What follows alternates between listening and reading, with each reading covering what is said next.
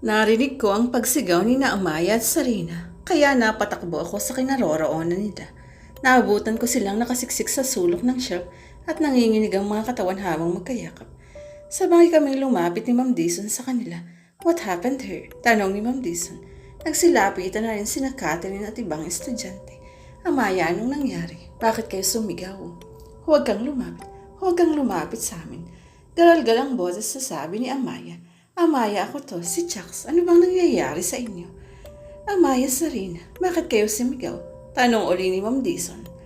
Napapiksi si Sarina nang hawakan ko siya sa balikat. Parang biglang natauhan si Amaya. Wala akong ideya kung bakit sila parang may kinatatakutan. Amaya, okay lang kayo? Nag-aalalang tanong ni Catherine. Hindi ko alam kung bakit sila lalong napaiyak. Nakamot ko ang ulo ko. Oh my G, ano bang nangyayari sa kanilang dalawa? Tanong ni Marge. Hinawakan ko kasi Sarina sa magkabilang balikat at itinayo. Nanginginig ang katawan nito. Sapo ni Sarina ang mukha habang yakap ko siya at umiiyak. Amaya, sagutin mo ako. Ano ang nangyari? Ma'am, nakita si Catherine. Kunot noong napabaling ako kay Catherine na bakas sa mukha ang pagtataka. Amaya, maupo muna kayo. Marge at Chucks, dalhin niyo sina Amaya at Sarina sa table. Paupuin niyo at painumin ng tubig. Namumutla silang dalawa. Agad namang nilapitan ni Marge si Amaya habang akay ko naman si Sarina patungo sa table. Inipo namin sila ron at pinainom ng tubig. Maliing napapikit si Amaya habang hawak ang ulo. Bumalik na si Ma'am Dison sa table niya at nagsibalikan na rin ng ibang estudyante sa kanilang ginagawa. Chucks, ang mabuti pa idalhin niyo muna ang dalawa sa clinic. I don't understand bakit sila nagkakaganyan. Yes ma'am, sagot ko. Halika na, Marge. Sumunod sila sa akin habang inaalalayan ko si Sarina. Sinulyapan ko si Amaya. Medyo kumalma na siya at nakayuko at malalim ang iniisip. Ano kaya ang nangyari sa kanilang dalawa? Pagdating namin sa klinik ay agad kaming sinalubong ni Miss Chua. Ano na naman ang nangyari sa inyo? Mukhang nagiging sukay kayo ng klinik, sabi ni Miss Chua. Hinawakan siya sa leeg sina Amaya at Sarina nang makaupo sa dalawa't pang-isa ang kama roon. Bakit kayo nanlalamig? May dinaramdam ba kayo? Anong nangyari? Sunod-sunod na tanong ni Miss Chua. Narinig namin silang sumigaw sa library, miss. We didn't know kung bakit. Nang lapitan namin sila ay parang takot na takot at nanginginig pa. Sagot ko, takot na takot? Bakit? Nagkibit balikat ako. Hindi ko rin naman alam kung anong nangyari. Baka po may nakitang multo. Singit ni Marge. Multo? Bakit dito nyo dinala? Di naman ako espiritista. Ha, tuwawa si Marge ng mababaw. Kidding aside, Sarina, anong nangyari? You can tell me everything and you can trust me. Tumingin si Sarina sa mukha ni Miss Chua at parang nag-aalinlangan pa. Sinulya pa niya si Amaya na malalim pa rin ang iniisip at hindi kumikibo. Kakaupo lang namin ni Marge sa pang-apat ang sopa nang pumasok si Catherine kasama si Roxy at tumabi sa amin. O bakit nag-umpukan kayo rito sa kliniko? Miss, lagi naman kaming magkakasama, diba? And we're friends kaya natural lang po na magkakasama kami. Nakangiting sagot ni Roxy. Roxy, babala ni Miss Chua. Sorry po, magkasama naman po talaga kami sana sa pupunta rito. Kaya lang nalit kaming dalawa ng konti dahil tinapos pa namin ang research. Diba, Catherine? Tumango naman si Catherine at initian si Miss Chua. O siya, ano na, Sarina, anong nangyari? Ano po? Nakita namin dalawa ang nakaraan. Putol ni Amaya sa sasabihin ni Sarina. Nanlaki ang mga mata namin habang nakatingin kay Amaya. What do you mean na nakita niyo ang nakaraan? You're kidding, right? Miss, pinakita sa amin ng library card ni Karen ang nakaraan. Maniwala po kayo. Okay. So ano ang nakita niyo sa nakaraan? Panunubok ni Miss Chua. Naaalala niyo ba ang kwento ko tungkol kay Karen de la Cruz? Tanong ni Sarina nakatingin sa aming apat na nakaupo sa sopa. Sabay-sabay namin kaming napatango. Humugot ng malalim na hinga si Sarina. Yung sinabi ko tungkol sa lola ko na nasa library, iyon ang nakita namin ni Amaya. Nakita ko ang lola ko mismo at si Ginoong Valdez at si Karen. Pero ano? Tanong ni Miss Chua. Tingnan ni Sarina si Catherine sa pagtataka namin. Bakas ng takot sa mukha niya. Napailing si Sarina na parang ayaw pang sabihin sa amin ang kasunod. Sarina, pero ano? Tanong ni Marge. Pero nang humarap sa amin si Karen, mukha, napabaling ang tingin namin kay Amaya nang siya na ang magsalita. Mukha? Ano? Tanong ko.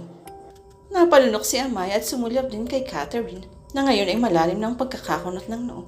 Nang humarap si Karen ay mukha ni Catherine ang nakita namin. Ha? Hindi namin mapigilan ang mapapanga. Sanabi ni Amaya. Wait, how come mukha ni Catherine nakita niyo? And where did you hit the store na sinasabi mo kanina, Sarina? Kinuwento po ng mama ko. O sandali, pwede niyo bang isalaysay sa akin ang punot dulo nito para maintindihan ko? Ganito po yun, miss, sabi ni Marge. Noong una po, nakita ni Amaya ang library card ni Karen de la Cruz sa library. Then nung nandyan kami sa labas sa ilalim ng rubber tree, nakita ni Amaya ang ulo raw ni Catherine sa sanga ng puno. So si Safi came out the idea of doppelganger. Nagkaroon ng usap-usapan sa ghost and about Chin sa section 2 na naposes. After that, nagkwento si Sarina ng tungkol sa lola niya at kay Karen, who died a long time ago. Then si Amaya naman naalala ang library card na nakita niya the day before that day. Nakalagay daw ang pangalan sa card na iyon na Karen de la Cruz. Iniisip namin paano makikita niya ang card ni Karen kung matagal na iyong patay. May conclusion kami na baka si Karen nagpapakita rito ng white lady o ano. Dahil itong si Catherine nakita naman daw ang sariling refleksyon niya, kaya naging matatag ang paniniwala sa doppelganger kahit nag-away itong sina Sarina at Rahel dahil doon. Tapos may nangyari kay Amaya sa history room. Hindi ko pa alam kung paano yun ipaliliwanag. Hindi naman ako ang nandun eh. Mahabang salaysay ni Marge. Karen de la Cruz, sambit ni Miss Chua. I'm not familiar with Karen de la Cruz but I heard a lot about her. Ang sabi-sabi raw ay pinakamatiling ng estudyante si Karen noong panahong iyon. She's supposed to be graduated a year ahead pero yun nga, pumanaw na siya. Ano pong ibig niyong sabihin na gagraduate siya a year ahead? Tanong ni Amaya. Based on what I heard, Section 2 si Karen but she was transferred to Section 1 a day before she died. Marami raw ang pumupuri sa kanya dahil sa galing niya sa academics. So that explains it. Bulong ni Sarina nagkatinginan sila ni Amaya.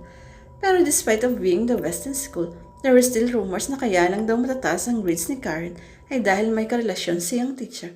Po, karelasyon? Tanong ni Sarina. Hindi ako sigurado sa balitang iyan dahil napakatagal na panahon na iyan. Besides, chismis lang din iyan na pinagpasa-pasa na. Pero miss, paano naman ipaliliwanag ang nangyari sa kanilang dalawa kanina? Nakita nilang isang parte ng nakaraan. May ibig ba yung sabihin? Tanong ko. Well, kung opinion ko ang tatanungin, marahil ay nag-hallucinate lang silang dalawa dahil baka yun ang iniisip nila kaya nangyari iyon. On the other hand, baka may ibig ipahiwatig sa inyo si Karen. But I prefer my first opinion. Kung gusto niyong matahimik ang mga buhay ninyo, stop investigating about Karen dahil mas lalo niyo lang siyang gagambalain, okay? Hindi kami sumagot kay Miss Chua. Nahulog sa malalim na pag-isip sina Amaya at Sarina. Si Catherine naman ay tahimik lang na nakatingin sa amin. Alam kong nag-aalala siya sa sinabi ni Amaya kanina na nakita nito ang mukha ni Catherine na ginamit ni Karen. Ano nga bang ibig sabihin nun? Maayos na po ang pakiramdam ko, sabi ni Sarina. Ako rin po, pwede na po kami umalis, tanong ni Amaya. Sige, huwag na kayong mag-isip ng kung ano-ano. Baka mapahamak pa kayo, bili ni Miss Chua. Sumunod kami kina Amaya at Sabrina na lumabas na ng clinic. Napailing lang ako. Pumunta kami sa matroom namin at na malapit sa little bagyo na nasa dulong bahagi na ng vicinity. Hindi muna kami pumasok doon at tumambay muna kami sa mga upuan. Nandun na rin ang mga klase namin at sina Darl at Shana. Saan kayo galing? Tanong ni Darl. Sa clinic, sagot ko. Clinic? Kagagaling nyo lang doon ah. Ginagawa nyo yatang tambayan ng clinic. Sino naman ngayon? Sina Amaya at Sarina. Sinulya pa ni Darl si Sarina. I saw a hint of concern sa mga mata niya nang tumingin kay Sarina. Bakit sila napunta ng clinic the second time? Tanong ni Shana. Namutla, maikling sagot ko. Tumahimik na rin ang dalawa at